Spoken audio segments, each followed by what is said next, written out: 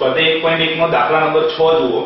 સાબિત કરો કે 4 ક્રમિક ધન પૂર્ણાંકોનો ગુણાકાર 24 વડે વિભાજ્ય છે. હવે આ તો આપણે સિમ્પલ આગળ સમજ્યા કે હવે 4 ક્રમિક ધન પૂર્ણાંકો કયા કયા લઈ શકાય કે n બરાબર 1 2 3 4 5 6 7 અપ ટુ n સુધીના. બરાબર છે. કોઈ પણ 4 ક્રમિક સંખ્યા પકડો, કોઈ પણ 4 ક્રમિક સંખ્યા લઈએ આપણે તો એની અંદર એક સંખ્યા એવી હોય કે જે બેકી હોય છે, એક સંખ્યા એવી હોય કે જે 3 વડે વિભાજ્ય હોય છે. એટલે એક બેકી એટલે 2 વડે વિભાજ્ય હોય, એક 3 વડે વિભાજ્ય હોય છે અને એક બેકી હોય એટલે બાકીની એક સંખ્યા એવી મળે છે કે જે 4 વડે વિભાજ્ય થાય. કારણ કે દરેક ચોથી સંખ્યા 4 વડે વિભાજ્ય આવવાની. તો મતલબ 3 દુ 6 અને 6 ચોક ને 24 વડે વિભાજ્ય થાય છે. સમજ્યા? બરાબર. આપણે લખીએ. ધારો કે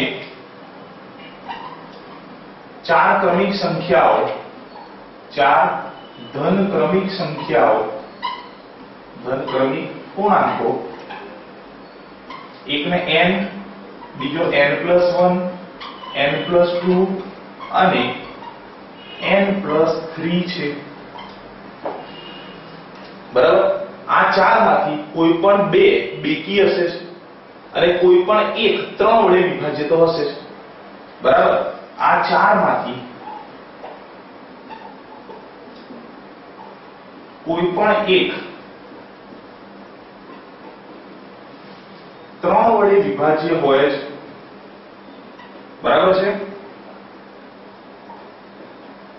કારણ કે પ્રત્યેક ક્રમિક ત્રીજી સંખ્યા 3 વડે વિભાજ્ય આવે. કદાચમાં એક એવું પણ બને કે 2 સંખ્યા 3 વડે વિભાજ્ય હોય, પણ મિનિમમ એક તો એવી જ હશે કે જે 3 વડે વિભાજ્ય હોય. તથા 4 માંથી કોઈ પણ એક સંખ્યા તો એવી મળે છે, કોઈ પણ એક પૂર્ણાંક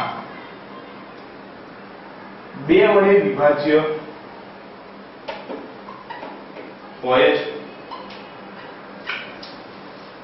બરાબર. અને ત્રીજી વસ્તુ કે આ 4 પૂર્ણાંકોમાંથી, 4 ક્રમિક પૂર્ણાંકોમાંથી કોઈ પણ એક પૂર્ણાંક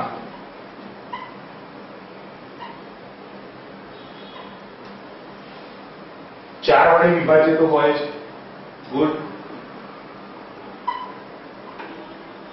એનો મતલબ શું થયો કે 3 માંથી કોઈ પણ એક 2 વડે વિભાજ્ય થાય, એક 4 વડે, એક 3 વડે, તો 2 ચોક 8, 8 કરી 24.